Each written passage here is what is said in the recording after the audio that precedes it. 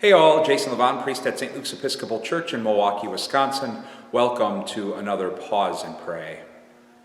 We have a wonderful tradition here at St. Luke's at the beginning of Lent where our Sunday school makes Lenten links. And it's not just for the littles, it's for anybody who wants to. And it's just a series of construction paper rings, either purple or white, that are linked together to count the days of Lent, to count the days to Easter. And the purple links represent days of fasting. The white links, which are scattered throughout the whole link, are days of feasting. So all of the Sundays during Lent are white links, because Sundays are always a day of celebrating the resurrection, of celebrating a mini Easter, if you will. So it's a day of feasting. Some families include white links for birthdays of children or parents throughout Lent. Or others will include white links for some of the other bigger, larger feast days throughout Lent, like today, March 17th, the feast of St. Patrick.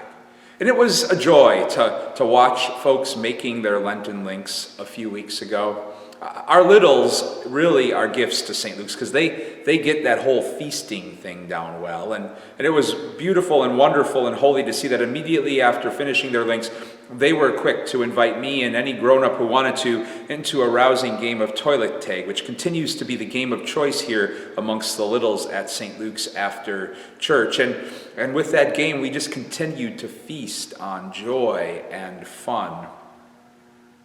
All of the great religions of the world lift up fasting as an essential part of our spiritual journeys. For us as Christians, this holy season of Lent lifts up the gift of fasting.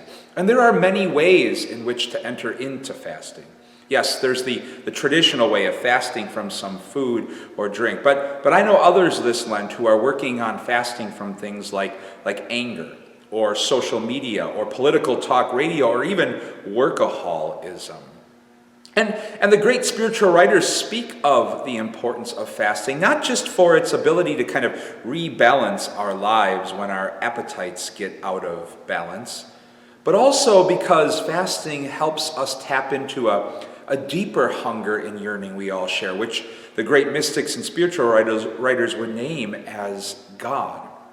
But while fasting is important, and we need to do that, there are times where we need to and should be fasting in life, the great spiritual writers and mystics will also say that in the midst of that, it's still important to feast from time to time.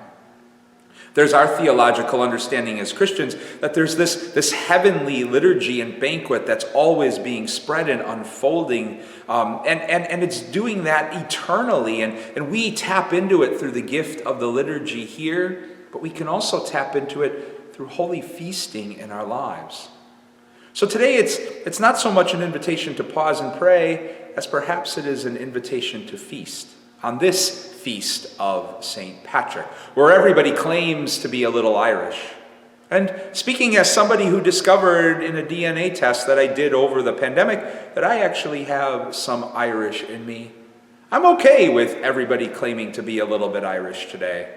I'm okay with everybody claiming today as a feast, because it only points to that beautiful and eternal feast that awaits us all.